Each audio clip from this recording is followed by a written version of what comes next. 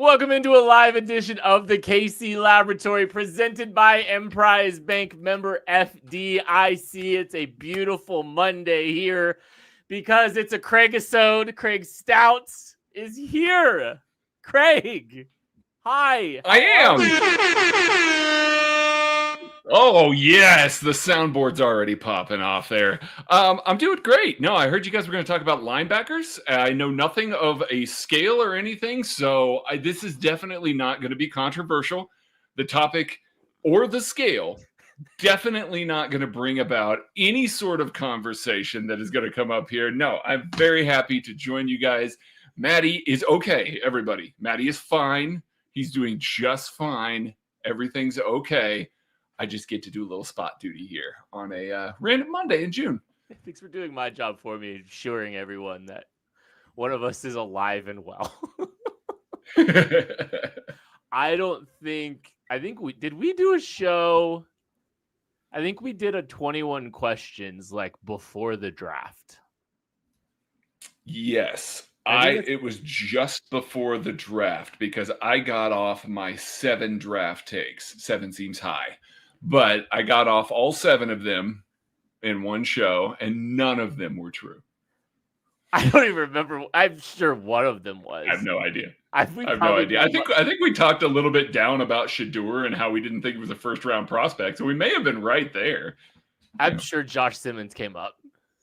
I mean, like, definitely. I mean, it's a requirement for KCSN, right? You have to bring up his name at least once an episode. Yeah, and we've hit our quota. I also have a new quota that I have to hit. That I'm going to ask you this question. I told someone I'd leave the show with this. How many home runs does Jac Caglianone hit for the Kansas City Royals for the rest of the 2025 season, Craig? All right. Me, expert baseball knower who knows exactly who Jac Caglianone is, and I definitely wouldn't have said it Caglione. Definitely would not have done that. Some are saying. 12? Does 12 seem? Does that seem reasonable? Low? High? Somebody vibe check me there. 12 would be fine. I think you'd be okay with 12 home runs. I think you're probably hoping for 20. I think that would probably be my guess. I'm hoping for like 20. He's hit 18 in 50 games of minor league baseball. So he's not going to do that. I mean, if he does that, it'd be sick. That's kind of what I was trying to level set a little bit. I'm going to go like 18, 19. I think that's where I got it. He's got the quads to play linebacker. We're going to be talking about linebackers later today. Frame of a tight end, quads of a linebacker. Some are saying. I think Leo Chanel's jealous of some of those. Is Maddie on this podcast? I realize we're talking baseball right now, but now you're talking about quads. This feels like a Maddie topic. I asked Maddie about him yesterday or last week, and he brought the quads up too. He's like, that's the only thing he could think of. Of course he did. Of course he built, man. He is built. And you're missing out on some interesting tweets from Tucker D. Franklin every time Jac Caglianone hits a home run. You've seen him though. You're in the group chat. I am in the group chat. Thanks everyone hanging out with us today. I'm very excited to be hanging out with Craig Stout. This is a joy. Early June, so I'm happy to be here. And we gave him homework.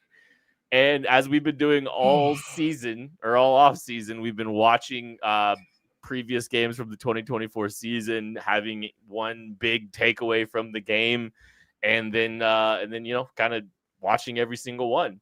So we made Craig watch the Week 9 game against the Tampa Bay Buccaneers, a 30-24 overtime thriller. And we're gonna just kind of do like a overarching theme, lesson learned, something that you can take away from that game in retrospect. So, Craig, what'd you think about that 30-24 overtime thriller?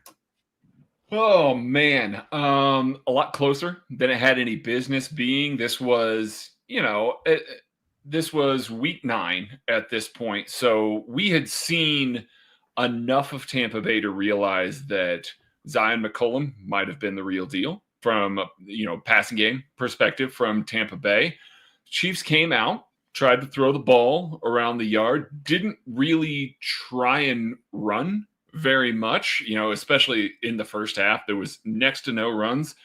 The turning point kind of in the game for the Chiefs, specifically on offense, came, it was in the third quarter. Tampa Bay had the ball once already.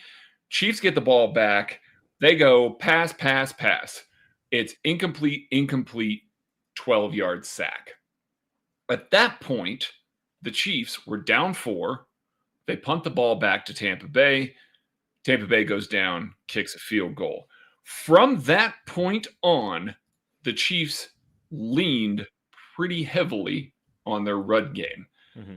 Kareem Hunt had him. Sorry, Mr. Kareem Hunt had 106 yards rushing in this game. From that second possession on in the game, he had 93 of his rushing yards, including a couple of semi-explosive runs. He had a long of 15 in this. I know that we talk about all the time how, it was very much, I think our buddy Nate Tice refers to it as the Ichiro offense, where it's just like single, over and over and over again. Ichiro. First time. Ichiro. Thank you. Hey. A churro. It's how I want a churro, but that's another story. Or maybe, Ichiro Evero, my favorite former Broncos. Yeah. Anyway, 93 yards rushing. Chiefs realized at that moment that Tampa Bay came out of the half and was going to just play too high. They were going to blanket cover some of these guys, really made a focus to, oh, wow, they're not going to run. We're going to dare them to run. And in one of the few times that we see Andy Reid actually pivot and do that, they did in this game. And it was the difference. They took the air out of the ball. They found lots of success, turned around, scored a touchdown on that drive, had a couple of other drives where they strung some stuff together. There was a couple of punts. One of the punts was right at the very end of the game. They're just clearly trying to drain some clock there. But, another one of the punts, they were trying to kill off the game and were not able to. Tampa Bay was stacking the box. Then they get into overtime. They start running the ball again. And it's one of those things that, 90s NFL fans and early 2000s NFL fans probably really enjoyed the Chiefs' approach in the second half there. But that was the big takeaway that I had when I watched it. Just everything was kind of evenly matched. Everything was battling pretty even. Tampa Bay came out and made the big adjustment. And then the Chiefs just said, oh, okay, if you're going to give us the run game, we're going to keep pounding the rock. And they did.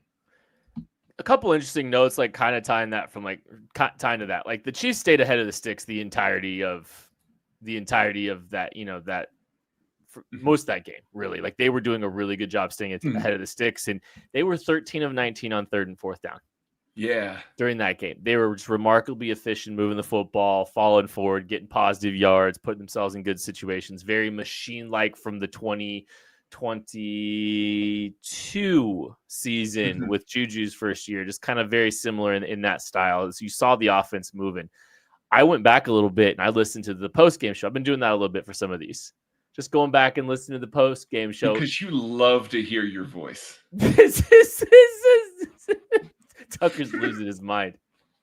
I like listening back just to kind of see the vibes of what we were thinking, how we were playing, because Maddie, you're going to get 18 regular season episodes, and 16 of them are going to be like, yeah, that was a football game. That wasn't fun to watch. Chiefs win. To be fair, last year could have been more fun to watch. It's been a lot.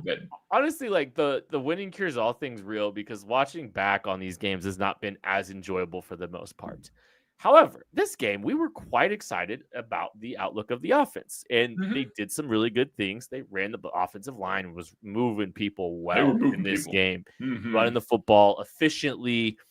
13 of 19 on 3rd and 4th down. However, that wasn't my big kind of lesson learned.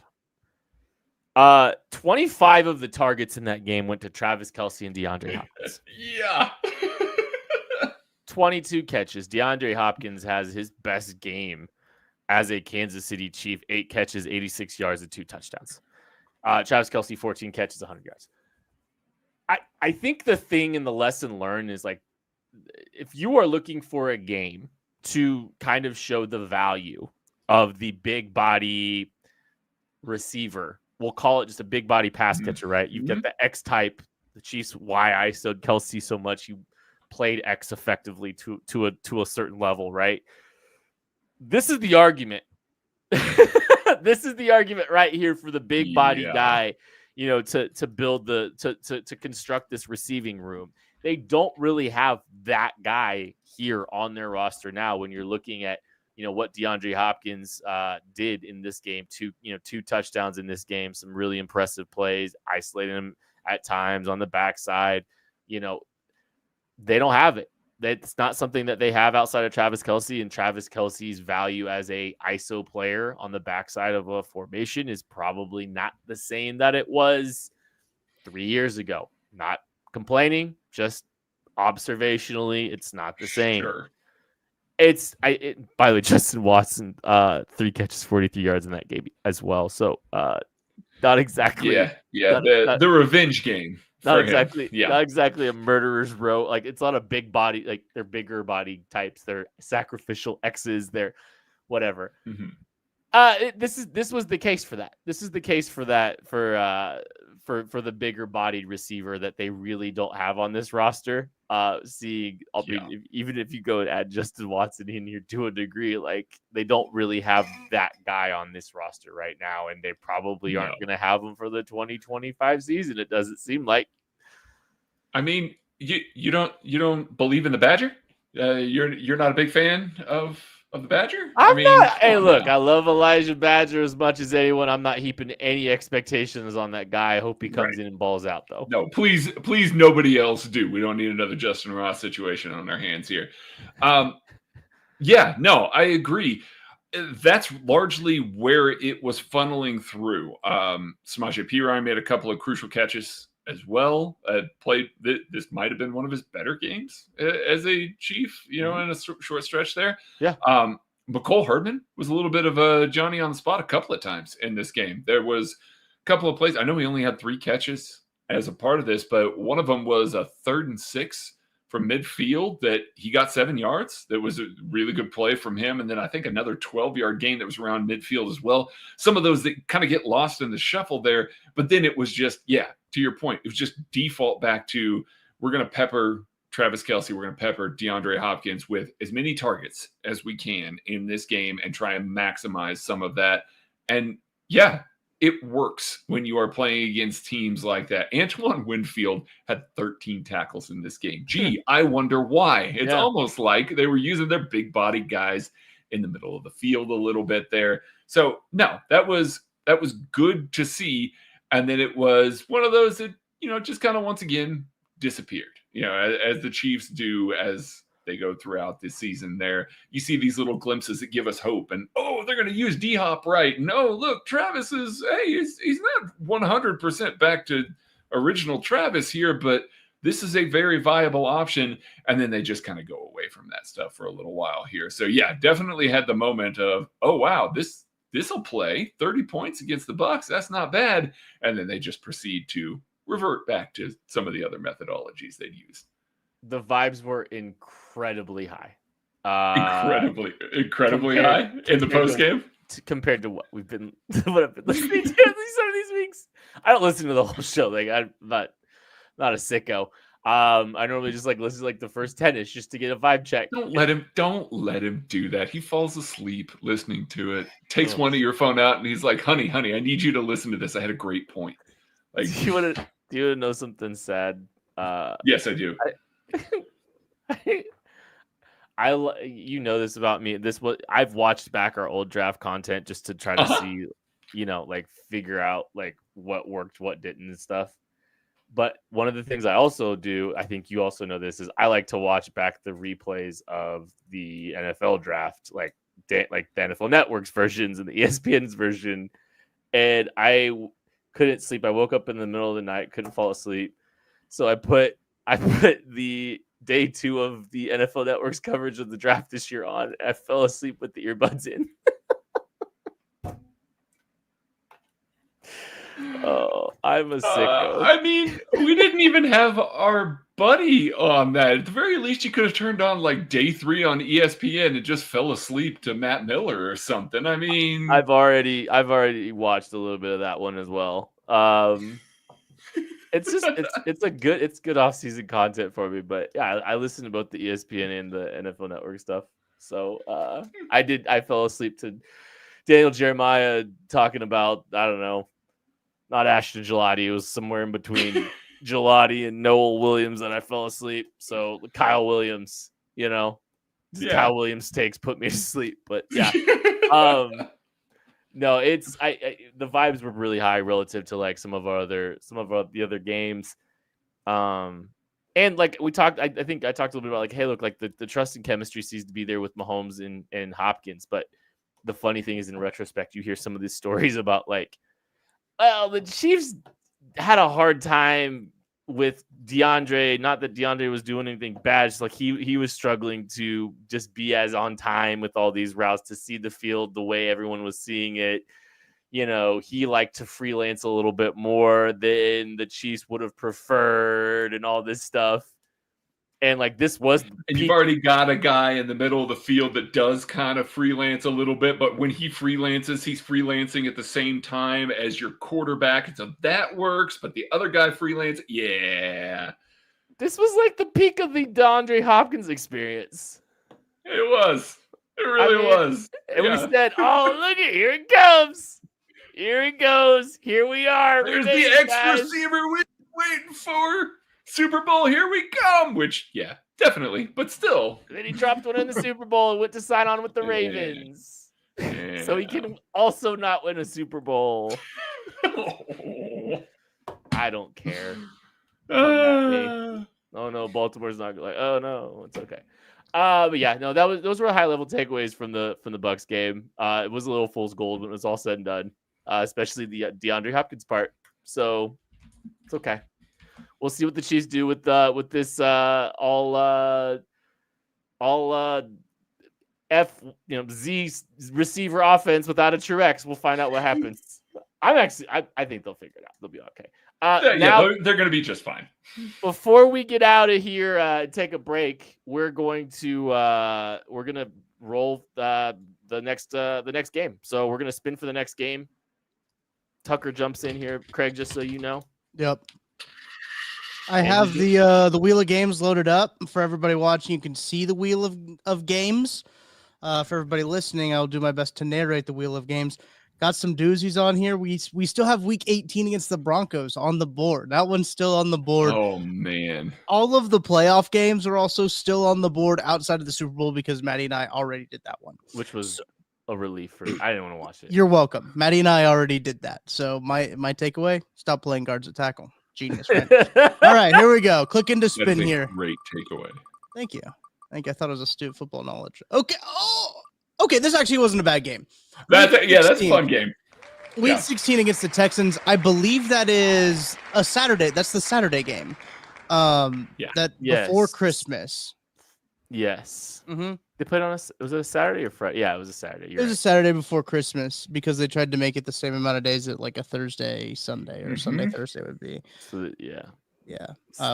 Days of rest, but it didn't really work out that way. But it's okay. It's all right. At least they tried, right? I guess. At least they're not playing on Christmas again, right, guys? This was the game. I'm gonna give a small take on this. This was the game where we started to be like, hey, wait a minute. Could Joe Tooney do this? Yeah. What it was? Yeah. Okay. Cool. Yeah. This was that game. We're like, oh.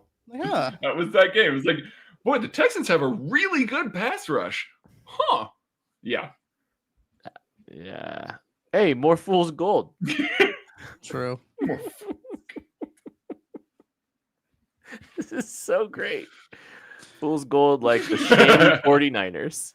We're going to take a break and we'll be back right after this. Looking for tickets for your next event? Tickets for Less is your #1 source. Save big on every purchase when you use promo code KCSN at ticketsforless.com. Success in real estate takes more than vision. It takes the right financial partner. When someone takes something rundown and turns it into something great, That's called a comeback story, like Brain Group. They take distressed properties here in KC, completely rework them, and then turn them into valuable real estate. But that kind of work needs the right bank behind it. Enter Emprise Bank. They're not about cookie-cutter loans. They saw Brain Group's vision, backed them, and now they're making big moves in Kansas City real estate. Talk about your partner in possible. Emprise doesn't do one-size-fits-all financing. They invest in potential and back growth. Visit emprisebank.com/KC to learn more. Emprise Bank, member FDIC, equal housing lender. Folks, it's playoff time, and if you're still just watching games, then you're missing out. With Pick 6 from DraftKings, you can turn your hoops knowledge into real cash. Just make your picks, track your score, and if you hit all 6, you're looking at bigger payouts than Prize Picks flex plays. Nobody's dropping better payouts than Pick 6. Hit 6 picks, and that's 25 times your cash. And if you beat your competition, you could be looking at a 500 times bag in your pocket. And right now, new customers can get $50 in bonus picks with just a $5 entry. Here's what you got to do. The playoffs are on, so why not take a shot at making a little money while you're watching? Download the DraftKings Pick 6 app right now and use code KCSN. That's code KCSN to play $5 and get $50 in bonus picks. Better payouts, bigger wins, only on Pick 6 from DraftKings. The crown is yours. Gambling problem? Call 1-800-GAMBLER. Help is available for problem gambling. Call 888-789-7777 or visit ccpg.org in Connecticut. Must be 18 plus. Age and eligibility restrictions vary by jurisdiction. Pick 6 not available everywhere, including New York and Ontario. Void where prohibited. 1 per new customer. Bonus awarded as non-withdrawable Pick 6 bonus picks that expire in 14 days. Limited time offer. Terms at pick6.draftkings.com/promos. I had the distinct pleasure of watching Craig Stout watch Tucker D. Franklin's read for the first time. Tucker, I love you so much. Thank you. 12 out of 10, buddy. 12 out of 10. It's perfect. I'm running out of spots to do the read at, things to do, because there's only so many things to do in my my little basement here, my little cave. Tucker, Coming through the door was a good one. There is a pole there. That's a great point. Oh, That is a good point. Just saying. You think you can do the Spider-Man, T. Smith says I need costumes. That actually, I think the really next thing smart. is wardrobe changes. I think that's the next iteration of this, is different wardrobes. I think you're right. And also, I feel like you could probably, you've crowdsourced over, this is the third read doing this. He's done this 3 different times, Craig. So I've seen one of them. You've got the ability to kind of you know the hits, right? You could put together a super version where the best places, right? I would like to see. I do have one shot. I think I would like to see. It's you slowly rising into shot, from underneath the table. Yes. And then up. That means I have to memorize the read a little bit more than I do. It was a pain for me trying to memorize the read as I was walking out from outside into my basement. It took me at least 12 times to remember what I was supposed to say in the right order. And there would be some times where I remember half of it, and I was like, wow, Grant, I remembered that half. And I was like, whoa, there's still a whole other half I have to read to get to the spot that I wanted to get to. I just like the premise of, the right places. There's a Yelp review of the exact positions in Tucker's basement that are perfect for the ad reads. Has BJ seen this? This iteration? Any iteration? Oh yeah. No, BJ thought that. BJ gave me this. Yeah, no. Oh, I know. I'm just curious, if he BJ would love him if he hadn't seen him. Don't get me wrong. I was just more curious. Was this something that BJ signed off on, or you just kind of did your thing? So no, I recorded a version. I gotta give a hat tip to. I talked about this, I think, on 21 Questions a little bit too. When I can't remember who I did with, but I think it was Josh. John Boy Media did one that was it wasn't quite to the extent that I've taken it to, but he's done one where his read was only like 5 seconds. And it was like 3 cuts. Right. And I was like, oh, that's a really good idea. I could just extrapolate that to the nth degree with a DraftKings read. I think his was for DirecTV. So I was like, oh, I could extrapolate that out. And so I recorded the first one. I think this was before our DraftKings thing officially started. And I sent it to BJ and I was like, hey, what are your thoughts on this? Because originally BJ was going to do the DraftKings reads, and he's like, well, you're doing the DraftKings reads now. Because that is hilarious. So he signed off on it, and I've just kind of been going on with it ever since then. Love it. It's flawless. It makes me happy every time. And like Craig, like there's a couple moments probably for you that maybe sparked some Tim Robinson. Mm-hmm. But there's definitely been several like Darmine doggy door levels for me. Like, I thought I was gonna get eaten. I could really lean into. I should really overproduce them so they're like an infomercial, right? So like hits, you've got like the gleaming video box that comes down and settles and then zooms right in, and it's you reading the next part of the ad. Yeah. Right. Yeah. I could really overproduce it. Yeah. I would sign up to watch that. I'm not gonna. I don't have any expertise to help. I would love nothing more if Tucker's ad read had 150 times more production value than the KC Laboratory does. I almost think so. I used the wireless mics this time because I was going outside, right? I like the aesthetic of me just carrying around a corded microphone. I think that's funnier. To me, I think that's funnier that it's a corded microphone than like the wireless microphone. It looked like I was talking into my hand. So I think that the corded one is better. I think it sounds better. Just walking around. What else? Like a stand-up comedian? Yeah. Get a mic stand. Yes. Have you considered? It's gonna sound weird, actually. Now that I think, I'll say it. Have you considered doing it at like a park? Because I think that would be funny too. Like you're just. Wow! I just like changed locations completely. Yeah, like do it at outside. One point you're just like zoomed inside the tube of a slide. Wow! No, that's a really good idea. I could do it in my backyard. That could be fun. Slide in your backyard. Well, you have everyone has a slide in their backyard, right? I mean, no. Oh. No. The D stands for Riz, says Wyota. Yeah, no, I thought so. One that didn't make the cut because I couldn't get the equipment then I'll let you guys get back to your show. I couldn't get the equipment to do what I wanted to do. I was gonna spin around in my chair in the middle of the yes, but my chair wouldn't keep spinning for long enough before it just would stop, and I would have had to memorize obviously because I wouldn't be able to read the script. You don't think you could subtly move your foot to keep it going? Oh yeah, I guess I could have. I wasn't really. Yeah.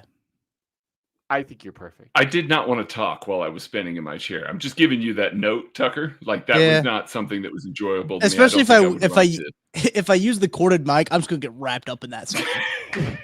That actually might be funny. It's like the last shot is you tied up. Yeah.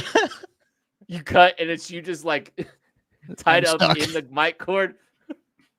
You guys, I'm so happy I'm here in June. Download DraftKings. Can someone get me out of here? Download DraftKings Pick 6, promo code KCSN. That's all for me. Yeah, I think that doesn't sound Undertaker-ish. It sounds Taco Bell. It does sound like the sound effect place that I downloaded from said Undertaker, but that has to be the Taco Bell, right? Like again, I got hungry more than scared. Yeah. That's not the first time I've ever heard Kent say that, funnily enough.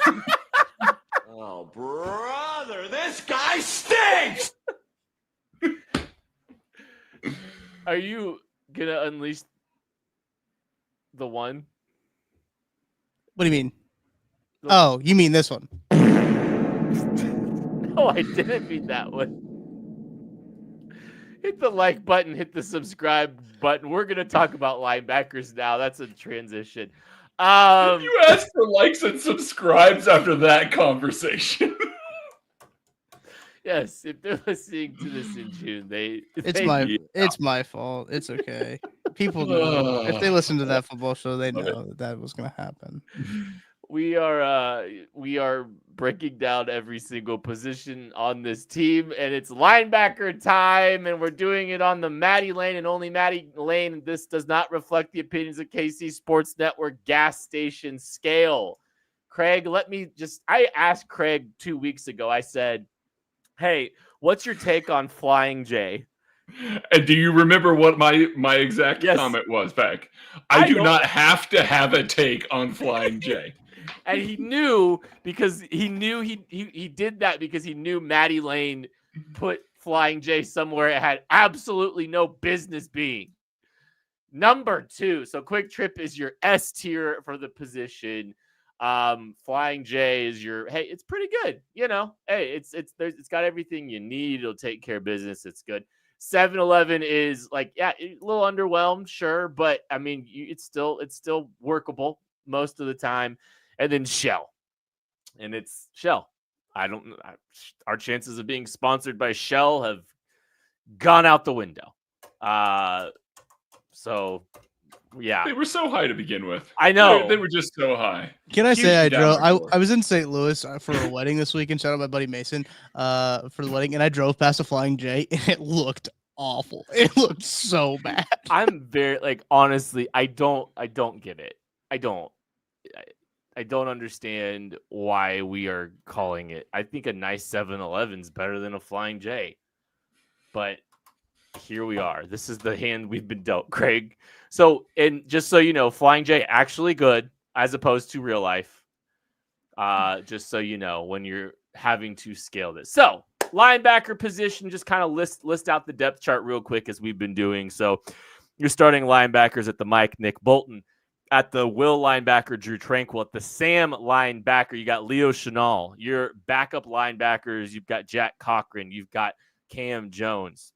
And then you've got a couple interesting young guys. Jeffrey Bassa, the draft pick out of Oregon. Brandon George, the freak athlete out of Pittsburgh. Cole Christensen and Cooper McDonald also on this roster as well. So Craig Stout, where do you rank the linebackers on the Maddie Lane scale of gas stations? What are they?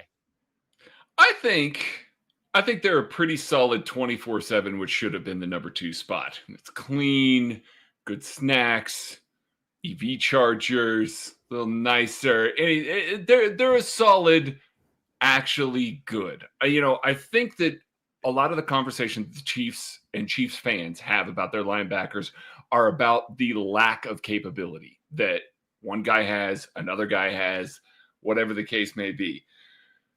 Linebacker play is at an all-time low in the NFL right now. It is awful. There is maybe one linebacker worth paying. There's a couple of guys that have little spikes here and there. There's a couple of guys near the end of their career.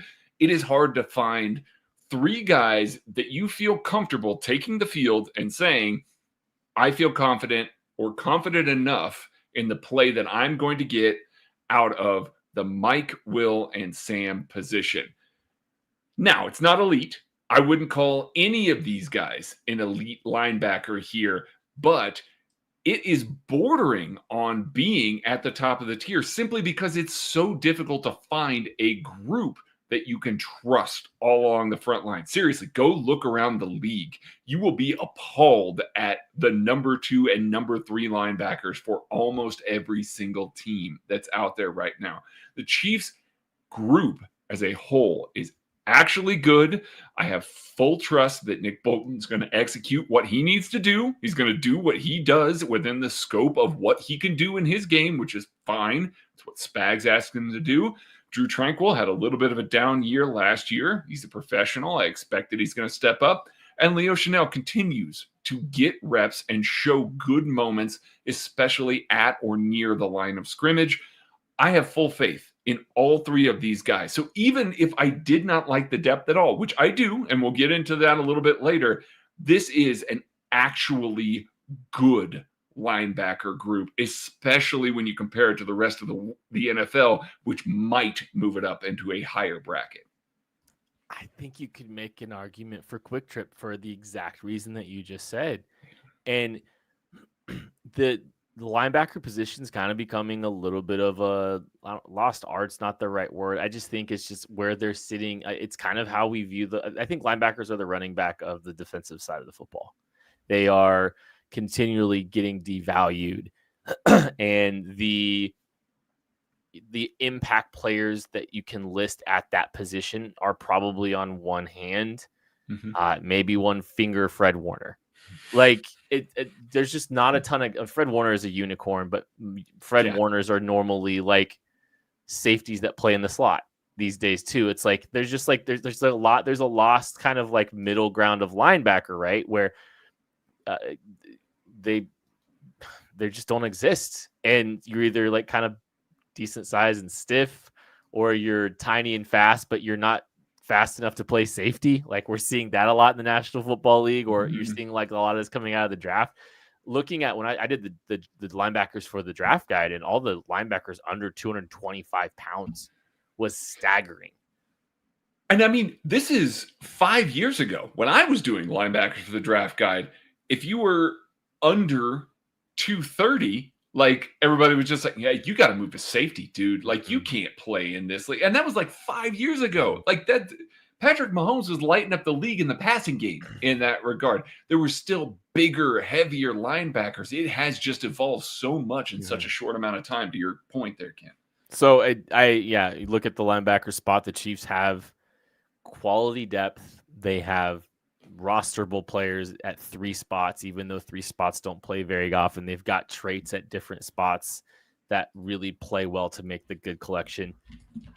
I have my frustrations in coverage, but man, it's hard not to call it a QT. This is how you know the way of the linebacker position these days.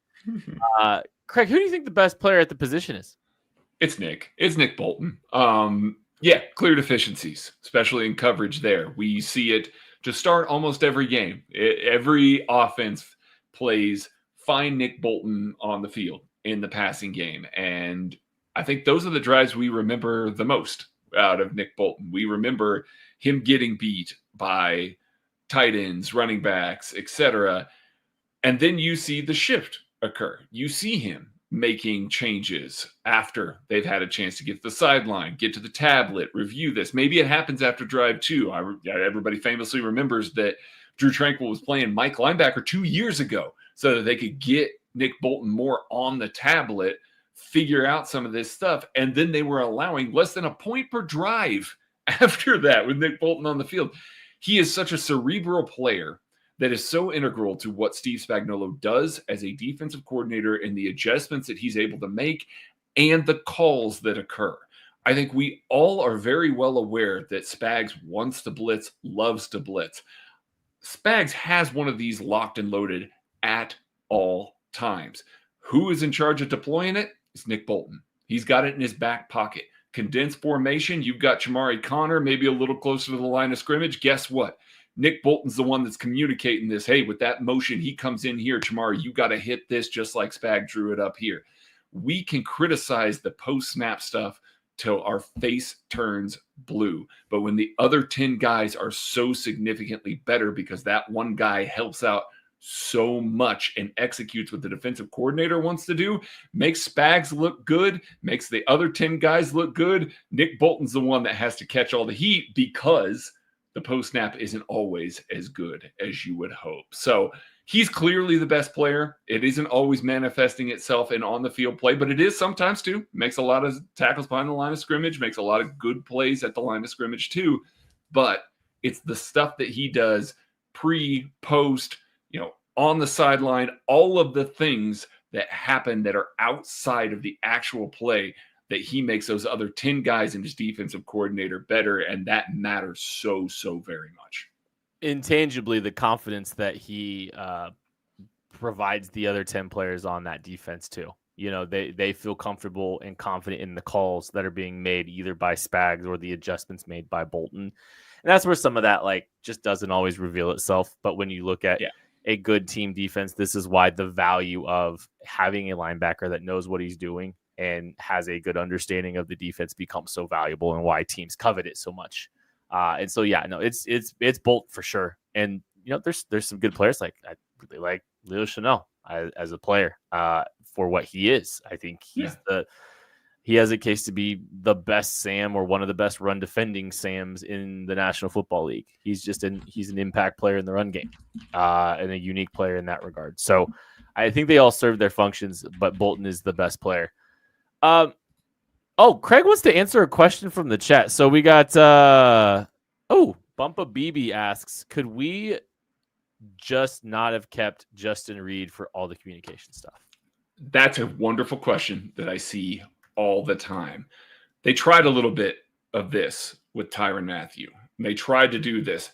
Problem is, it is so far away from the line of scrimmage. Justin Reid is not in the box regularly. You don't have him 6 yards behind the line of scrimmage where he can come up and easily talk, slant a defensive lineman the other way, tell a defensive end to crash, maybe kick, tell a condensed formation, a guy in the slot that he needs to kick out or not blitz or do whatever the case may be. Yes, Justin Reid is smart enough and has the intangibles to do that sort of stuff. But when it's in Arrowhead Stadium and y'all are as loud as you are, that communication just doesn't work. Like, you can't get that forward to the defensive line unless you're running Justin Reid up to the line of scrimmage every single time, having him make the calls, make the adjustments, and then sprinting back to a safety position, or keeping him in the box and then just playing single high safety. It limits what you can do there. So yes, Justin Reid is capable of doing all that sort of stuff, but that communication level just can't happen, especially in Arrowhead, especially when the defense is on the field. It's just not happening. You can't have that level of communication, whereas Nick can be up there and make those adjustments, touch guys out, kick guys where they need to go very, very quickly and still be in his position. Craig Stout, who do you think takes a step at the linebacker position? My, you know what? It's a tough one for me. I'm going to say Jac Caglianone. This team really likes Jac Caglianone, and when we've seen him on the field, there's been ups, there's been downs. There's not been a consistent level of play, but there's been games where he's had to step in a bigger role, and it wasn't awful. Like, you got to see a couple of good things. And I just got done talking about how Nick Bolton is a Mike linebacker who's very cerebral, is trying to bring other elements to the game here, trying to get the other 10 guys to play at their best. Jac Caglianone does a pretty good job of that. Another year in the system, another year backing up Nick Bolton. They just need somebody, because if Nick Bolton goes down, your defense is just, it's hurting anyway. There's just no two ways about it. He's one of your better players, no two ways about it. If you have somebody that can step in and provide a modicum of consistency and the ability to continue to execute your entire defensive playbook, even when the offense is in hurry up, which we've seen Caglianone do at times, that means something significant. You hope you never see him on the field, either in blowouts or on special teams. That's really when you want to see him, and that's it. But having that depth Mike linebacker after going so many years where the Chiefs didn't have one, and the moments that, especially with the way that Nick Bolton plays, you're going to have injuries. It happens. That's a linebacker. You're going to get beat up sometimes. Having somebody that can come in there and make the defense functional for a game or two matters a ton. And I think the way that he plays and what they ask the Mike linebacker to do, he can take that extra step. I think it's difficult to predict a big step for Leo Chanel, considering his role is very defined and he's probably not expanding much beyond that. But I do think it's going to be the best version of Leo Chanel that we've seen to this point. Another year in the defense, and a contract year for him. This is a big opportunity for him. One of those 2022 draft guys that is on the verge of getting paid somewhere, be Kansas City or somewhere else. But he's a very defined role. I don't think it's like all of a sudden he's just going to make these big steps in coverage, but I think, physically he's going to be in the best shape of his life. And that's saying something. I think, what he does. Like, I think the Chiefs will just unleash him and try to weaponize him as best as they can in the run game. And like, they used it and then they kind of went away from it for a little while, right? Like they essentially dropped into the, over the guard and played him essentially as a 3-tech and, disrupted the run game. And then they just went away from it entirely for a stretch. I think they unleash Leo Chanel a little bit this year. And it's a very defined role, but it's a fun one. And it's a big year for him, needing to kind of take a step to get paid as much as he possibly can in 2026. Yeah. Sleeper or UDFA player to watch? You threw Jack Cochran out there as someone to pay attention to. Is there anybody else in that linebacker room you're fascinated by? Oh, Jeffrey Bassa. I mean, I'm interested to see what it is because we haven't seen Spags necessarily go with this from a rookie perspective. Super athletic guy, has some safety background. That's Drew Tranquill. I mean, they're familiar with that kind of guy, but Drew had been in the league a long time. You knew what you were getting from Drew Tranquill when he came over from the Chargers. It was a very well-established thing there. Bassa isn't a small guy. He's 230, but he is not small by today's linebacker standards. He reads the run game pretty well, but isn't going to be a guy that you want mixing up in the box. Drew Tranquill has good pop and extension. He does a pretty good job of stacking for his size. Bassa does not. So you are looking for him in more of a coverage role, more of a sub-package linebacker role. I don't expect that that's going to be the case this year. I just don't. There have been a litany of other guys that were great coverage linebacker. Hell, Drew Tranquill is on this team, and he can't get in the dime right now. The third downs are Nick Bolton downs because of what he's calling on the field. However, they can get creative with how they use him a little bit there. They can go maybe with 3-down linebackers and have an extra 3-down lineman and an extra backer in the box. Maybe it's Drew, Nick, and Bassa there, and you don't know who's blitzing. Maybe that's more of a blitz package there. They can get creative with the way that they use those guys because Bassa can't cover. So if you drop him out into coverage into the flats, maybe you've got a heavy 12 personnel team that likes to throw the ball. He makes a lot of sense to try and use there. I think it's going to be spot duty only in special teams if we get to see him throughout the year this year. But I am curious because Steve Spagnuolo has a little bit of a toy that he can use in a number of different ways. Do we see some of those sub-package things where he is out there next to Nick as a spy, as somebody that is just going to try and cover the middle of the field, good running back matchup, something like that? I think we may see some of that this year. Yeah. So how many snaps a game do you think Jeffrey Bassa gets on defense? Are we averaging out throughout the course of the year? I was saying by the end of the year. Like, what's his last 5 games? What's the most he plays? Not week 18. 2 snaps. 2 snaps. Yeah. 2 snaps. I think it's got to be very situational dependent. Maybe it's a 3rd and 7 against a team that likes to use 2 backs or something like that. Or, it's a super 3rd and long against against Lamar Jackson or something like that, where you want a guy that's got a little bit more range to contain him in the box. I know everybody's going to cringe when I say this name, but think of the ways that Dorian O'Daniel was used in sub packages as a spy, as specifically to cover the flats. It was very much a one and go sort of thing. Bassa is a much more cerebral linebacker than Dorian O'Daniel. He's a guy that can do a lot of the other stuff, fills things, reads the run well, but I can see his usage in year 1 more like the way that they've used some of those other sub package guys in the past. I agree. I think he's got opportunity potentially in 2026 to make an impact, and I think it's good. Like, the Chiefs like to give their linebackers some runway. They like to. I mean, Nick Bolton wasn't a full-time player his rookie season either, so that was a 2nd round pick. So definitely worth noting there. Is there any players that you think the Chiefs should add at the linebacker spot, or do you feel like they're good? Absolutely not. Please do not crowd this roster with any more linebackers. You got 3 starters. You've got a backup Mike that can call the defense well enough. You got a young athletic guy behind him. And hey, Cam Jones is still kicking around too. He's a good special teams guy. They absolutely do not need to add anybody to this roster unless you have a chance to make a significant upgrade over a Leo Chanel or a Drew Tranquil. And again, as I said at the top of this segment, I don't see it out there. You're not finding guys like that, certainly not for the price that the Chiefs would be willing to spend. So, no, I don't want to add anybody. Agreed. I don't think they should. I think I like the mix here. You've got some interesting young guys. You've got some quality special teams players. You've got a guy in a contract year, and you've got, some stability with Tranquil and Bolton there. So I like the mix. I think it's the right mix for this team. And like, if you're gonna go add another player to this roster, I feel like linebacker might be the least logical one. Oh my goodness! I mean, tell me outside of like yeah, sure. I mean, that's everything else I can justify. I can't, even though they took several stabs at tackle, offensive tackle, could still justify it. Could still make sense out of that. So yeah, no, don't add to this position group.